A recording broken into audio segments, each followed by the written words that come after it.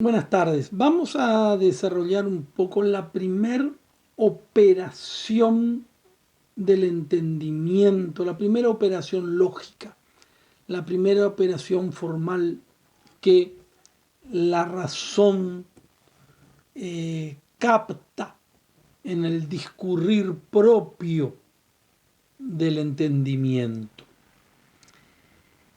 Dijimos que la lógica nos enseña a hacer discurrir el entendimiento, a que la razón transite de manera fácil, ordenada y sin error, en ese acto mismo del entendimiento.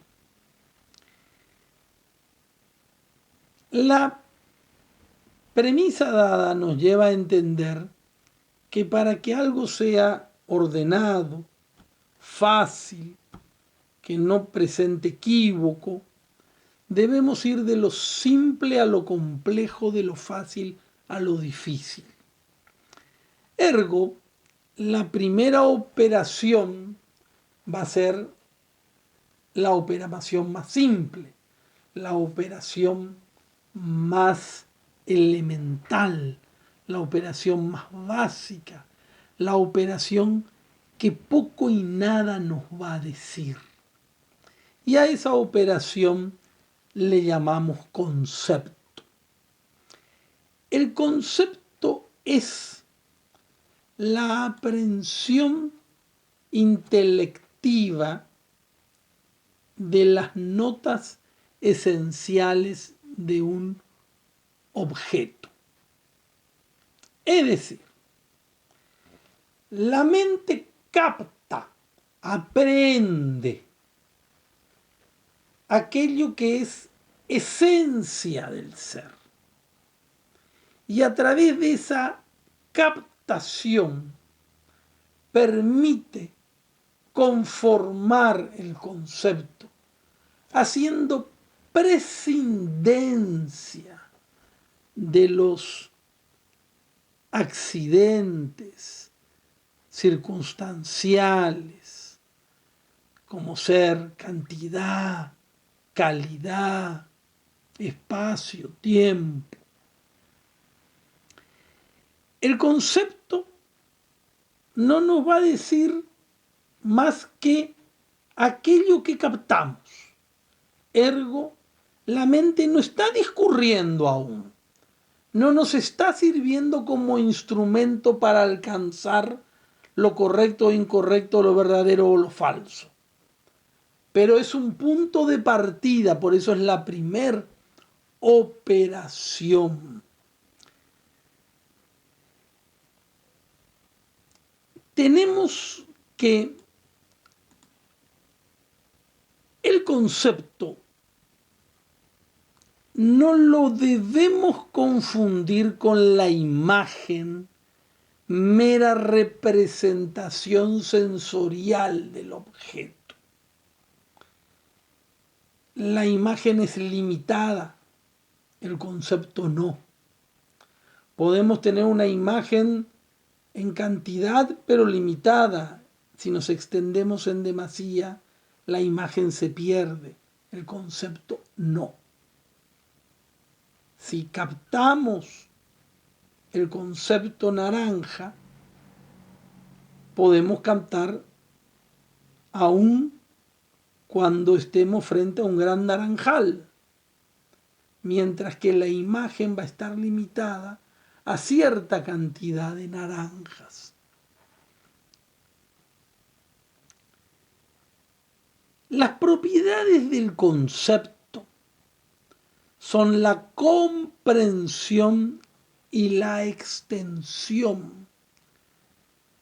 La comprensión denota las características esenciales que tiene el concepto, mientras que la extensión hace referencia a la cantidad de sujetos a la que podría aplicarse el concepto. Es decir, a cada cantidad de sujetos de los que se puede predicar. Cuanto mayor sea el número de características que tiene un concepto, menor será el número de sujetos de los que se le puede aplicar y viceversa. Para ello tendríamos que recordar el famoso árbol lógico de Porfirio, allá por el siglo III de la era cristiana. Por ejemplo, si nosotros decimos ser, siguiendo al árbol de Porfirio, si nosotros decimos ser, el ser incluye a la sustancia y al accidente. Es decir, la comprensión ser es reducida en sus notas esenciales, pero la extensión es muy abarcativa, porque abarca sustancia y accidente. La sustancia abarca lo corpóreo e incorpóreo. La sustancia corpórea abarca lo viviente, lo no viviente. Pero si yo en cambio, del concepto ser, me limito al concepto sustancia, ya de por sí la extensión es más reducida porque queda excluido todo accidente y entonces tengo un elemento más en la comprensión. No es lo mismo decir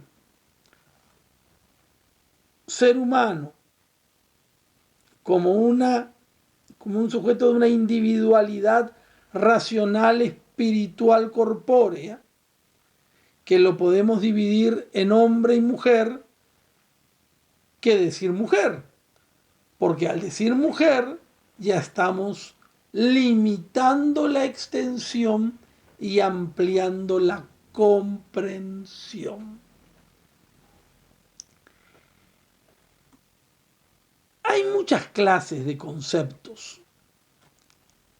En primer lugar, según la extensión, tenemos los universales, los particulares y los singulares. Universales entienden una comprensión determinada, cual va a estar sin límite de particularidad o individualidad. El particular, como viene de pars, una parte, y el individuo hace referencia a uno. Si vamos a dividirlos conforme la comprensión, tenemos simples y compuestos, según sea una esencia o según sean varias esencias. Concretos, abstractos, compatibles, incompatibles, positivos, negativos, etc.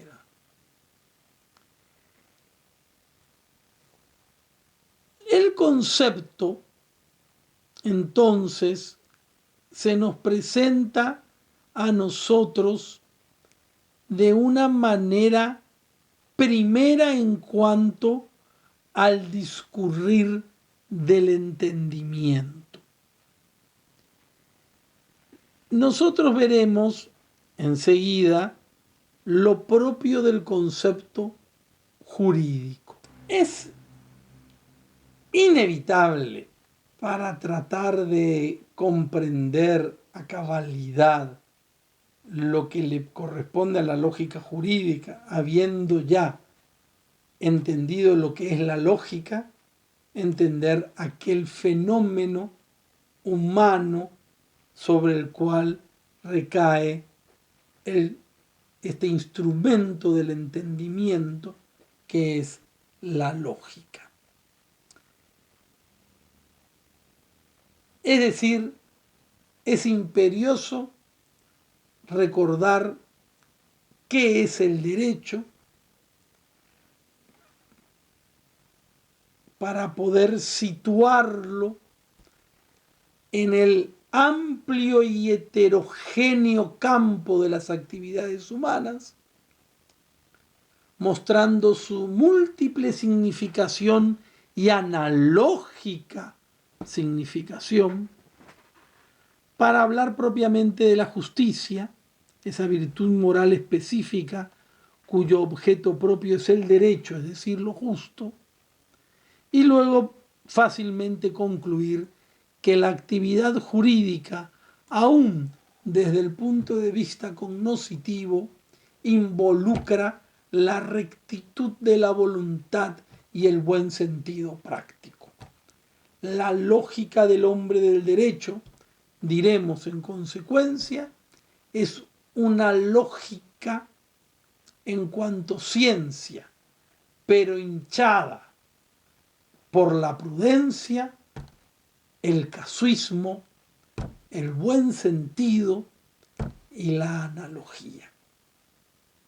Entonces, ¿qué quiere decir derecho? El vocablo derecho es un vocablo análogo, por eso se suele hablar del concepto analógico del derecho. Entendamos que ya la antropología filosófica nos enseña que el ser humano, aun siendo de naturaleza tan noble y sobresaliente, con tanta eminencia sobre los otros seres del mundo circundante, es todavía un ser inacabado e imperfecto. Por todas partes su vida se nos muestra inquieta y en incesante movimiento, como si buscara de continuo la perfección y plenitud que aún no ha logrado. Como decía Martin Heidegger, es un ser a hacerse.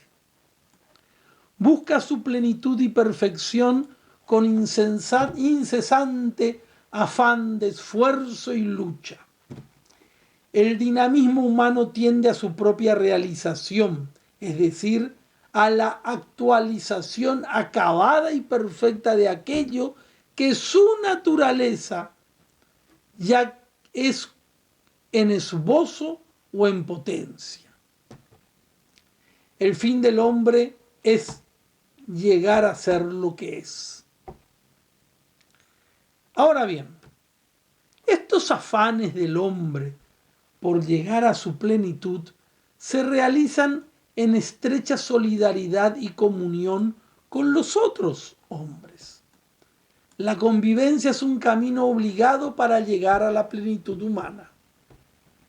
Por ello ya Aristóteles decía, haciendo lectura fiel de la naturaleza humana, el hombre es un animal político y que todo solitario o es Dios o es una bestia.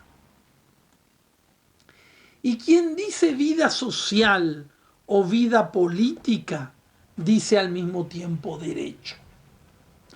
Porque la convivencia y la colaboración de los hombres para que sean medio eficaz de la promoción humana deben ir sellados y marcados por el orden, es decir, por una disposición o estructura racional. El tráfico de las libertades individuales entraría en violenta y continua colisión si no hubiera normas que lo regularan y ordenaran. En vez de construir al hombre, acabarían con él en una lucha de todos contra todos. Homo hominis lupus. El hombre es el lobo del hombre, nos decía Thomas Hobbes. A esta regulación o estructuración racional de la convivencia humana, a este orden y concierto que se imprime el dinamismo colectivo, llamamos derecho. Y esta es la primera acepción del término derecho: la igualdad, la proporción, la arquitectura con que se levanta el edificio de la vida colectiva. Es el orden de justicia y equidad con que se anima por dentro la comunidad de los hombres. En este sentido, se emplea la palabra derecho cuando se dice a cada uno su derecho. Es mi derecho. No pido gracia, sino derecho. Es esta acepción también en la célebre definición de Ulpiano: justicia es la voluntad constante y perpetua de dar a cada uno su derecho. Hay, sin embargo, otra acepción de la palabra derecho. Desde esa significación primitiva y característica que acabamos de decir, el término derecho fue trasladado a significar la ley o la norma jurídica, porque dentro de la sociedad es la ley la fuerza racional que determina lo que a cada uno corresponde como suyo. En este sentido empleamos la palabra derecho cuando decimos el derecho de las 12 tablas, el derecho romano, el derecho de los pandectistas, derecho laboral, derecho canónico, derecho penal, derecho comercial, etc. A este derecho en el sentido de ley o norma jurídica llamamos derecho legal o derecho preceptivo.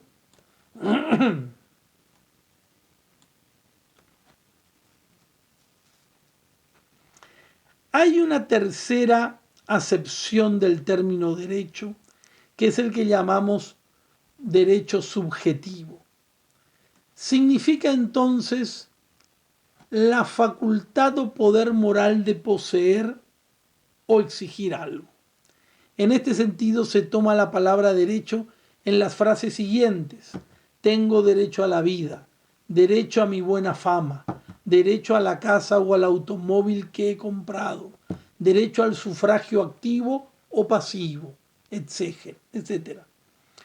Como al derecho de un sujeto corresponde siempre un deber jurídico de parte de otro, surge una relación jurídica simultánea en la que pueden distinguirse, como en toda relación, 4 elementos: el titular o sujeto, el objeto del título y el término de derecho. Sujeto de derecho es todo aquel que lo posee. Objeto del derecho es el bien o cosa en sentido amplio a que el derecho se refiere. Título es el fundamento en que el derecho se basa. Término del derecho o sujeto obligado es la persona que tiene el deber que al derecho corresponde. Así pues, el derecho como por vocablo puede tomar una de estas 3 acepciones: objetivo, orden de justicia que vive la comunidad, que regula y da unidad dinámica a la vida colectiva. Es forma y estructura interna de la convivencia. Preceptivo, leyes o normas coactivas que determinan e imponen el orden justo en el seno de la vida social. Subjetivo, facultad o poder moral inmanente al sujeto humano de poseer, hacer o exigir algo según la ley natural o positiva. Bajo una significación todavía más derivada de las 2 anteriores, el vocablo derecho también es utilizado para denominar al conjunto de conocimientos o saber sistemático del orden y las pautas de justicia que regulan de manera objetiva o preceptiva la convivencia humana. Sería derecho como ciencia y el saber del orden jurídico natural o positivo. Como puede verse a través de esta múltiple y analógicamente diferencia de significación en el término del derecho, de varias maneras el hombre puede afrontar la realidad jurídica. Puede verla fuera de sí, en el orden moral que vive la conducta colectiva. Puede verla en razón de la legislación, divina o humana, que es causa de esa ordenación social. Puede verla también en la propia vivencia subjetiva, como facultad, poder o señorío con que el hombre se sitúa y se desplaza en la vida, sin estridencias y colisiones, dando a cada uno lo suyo. Y puede verla, por último, como inteligencia que penetra y ordena científicamente todos estos variados conceptos de atribución del derecho. La lógica jurídica, que pretende ayudar al hombre en su pensar y conocer lo jurídico, debe mostrar mucha flexibilidad y hacerse acorde con este variado mundo analógico que acabamos de hablar. Añadamos ahora unas breves y sucintas reflexiones sobre la virtud moral de la justicia. La vida moral del hombre no se ejercita de una manera mecánica o urgida por los determinismos psicofísicos.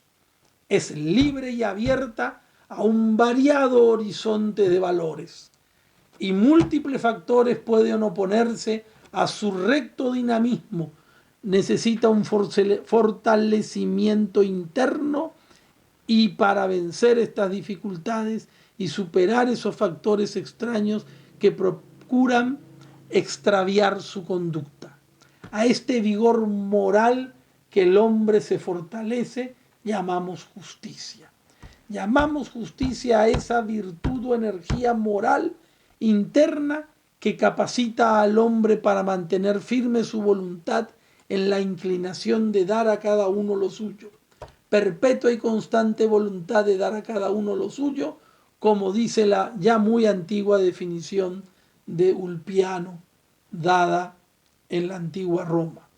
Es entonces la justicia una virtud moral que armoniza y ajusta las relaciones humanas. Gracias a la justicia, un hombre atribuye a otro lo que al otro le corresponde. Ahora bien, el hombre dentro de la sociedad se relaciona con otro hombre o se relaciona con el todo de la sociedad. Llamamos justicia conmutativa a esa justicia que se ajusta a las relaciones de un hombre con otro, tomando en forma individual. En cambio, llamamos justicia legal a la virtud que ajusta las relaciones u obligaciones del hombre individuo con el todo social político, y justicia distributiva a aquella especie de justicia que ordena las relaciones y obligaciones del todo social con lo individual o personal o con sociedades menores que son sus miembros.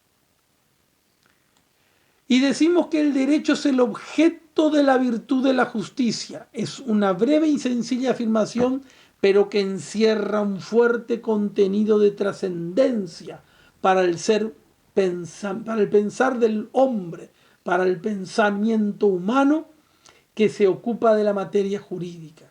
Significa que el derecho que se ocupa de... Significa que los derechos no pueden ser establecidos así, como hallamos y definimos los conceptos de orden físico, químico o matemático. En la comprensión y definición de esos contenidos no interviene la voluntad del sujeto, ni su rectitud o malicia moral. En cambio, cuando el hombre dirige su pensar hacia la materia o realidad del derecho, la rectitud o no rectitud de su conducta dice estrecha relación con su modo de pensar. Para mejor entendimiento de este modo típico de proceder de la razón jurídica, vamos a recordar algo que ya han gastado en las aulas de la facultad y de numerosos cursos, pero con mayor detenimiento, que es la diferencia fundamental que se da entre razón teórica y razón práctica, porque el derecho es obra de la razón práctica y su conocimiento es una ciencia práctica. La razón es teórica cuando se aplica receptivamente a las cosas de la realidad que se ofrecen en ella. Es práctica cuando se aplica al obrar, al agere o al hacer, al facere. La razón práctica conoce la verdad como teórica y especulativa, pero ordena la verdad conocida a la acción. La razón práctica obra hacia la acción. Al ampliarse el conocer del ámbito del querer y del obrar libre, la razón teórica se hace razón práctica. Esto significa que la razón teórica y la razón práctica no son dos facultades distintas del alma como pensaba Kant. Tampoco son dos modos de obrar opuestos e independientes de una única facultad básica.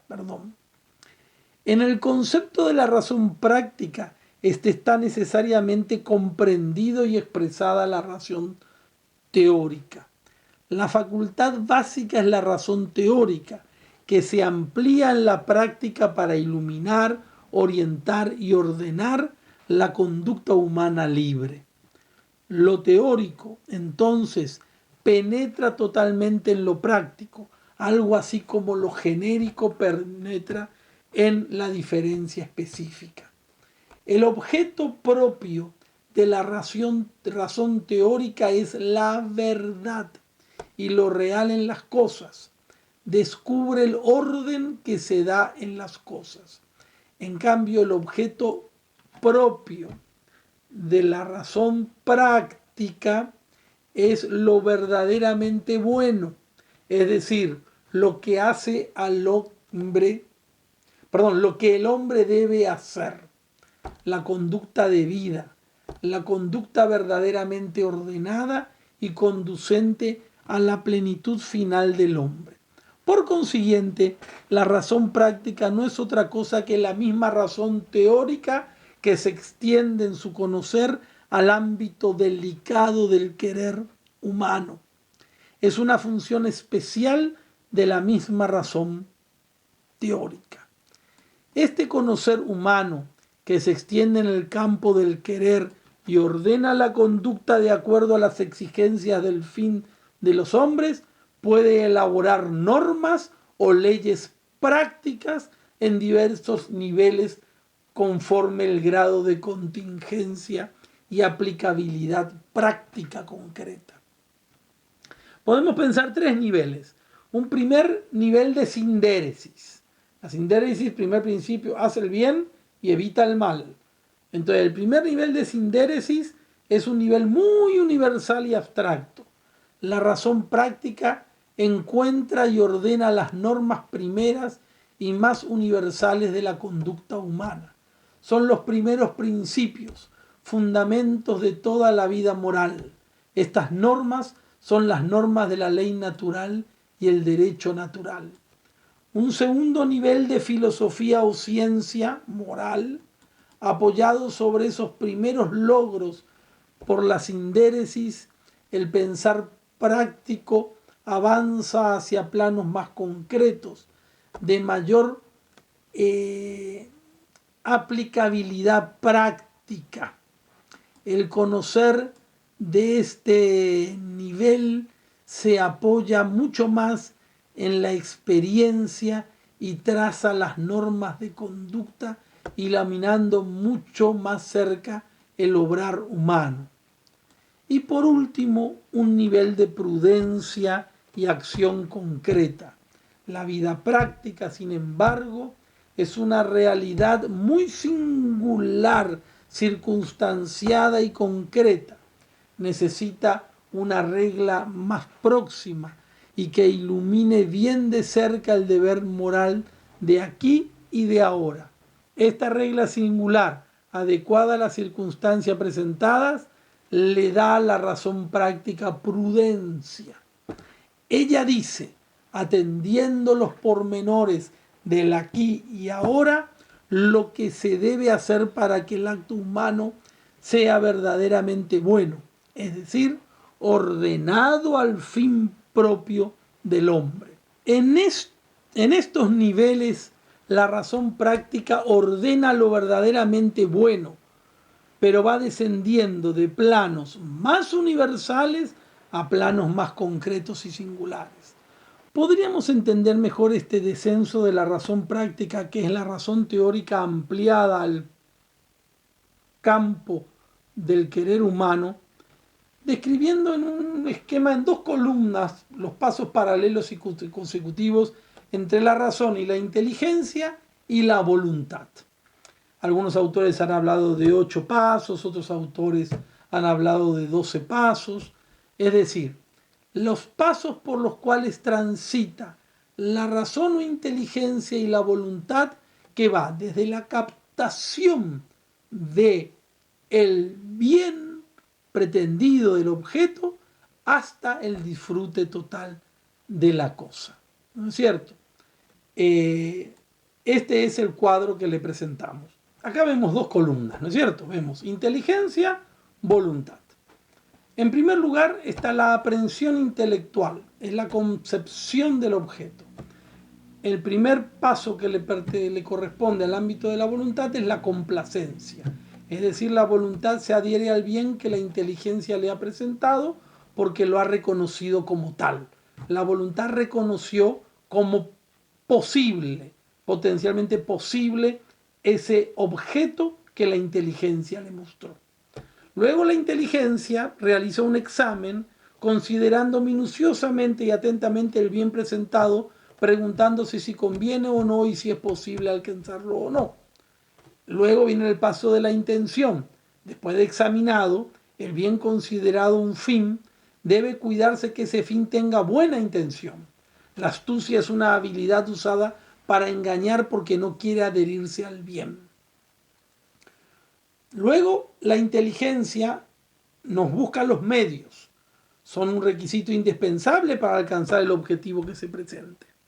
La voluntad da su consentimiento. La voluntad se une a los medios para alcanzar el fin. Los considera convenientes y adecuados, apropiados para la prosecución del fin deseado. Volviendo a la inteligencia, la deliberación. Se examinan cuál será el medio más adecuado y eficaz. Es conveniente pedir consejos a la gente con experiencia en el tema. Viene la elección que opta por uno de los medios, obviamente al optar excluye los demás. El sujeto ejercita su voluntad. Luego viene el imperium un mandato, realizar habiendo ya elegido. Luego el uso de la actividad de la voluntad, esta se mueve en otras facultades como memoria, imaginación, inteligencia, motricidad, etc. Luego viene la ejecución, que es la inteligencia dirigida a la acción para que consiga su fin. Y por último la fruición, el disfrute, obtener el fin o bien querido. Se produce el gozo o también la rectificación de la decisión porque no llenó las expectativas deseadas. Esas son las fases por las cuales la inteligencia y la voluntad va transitando. Muy bien.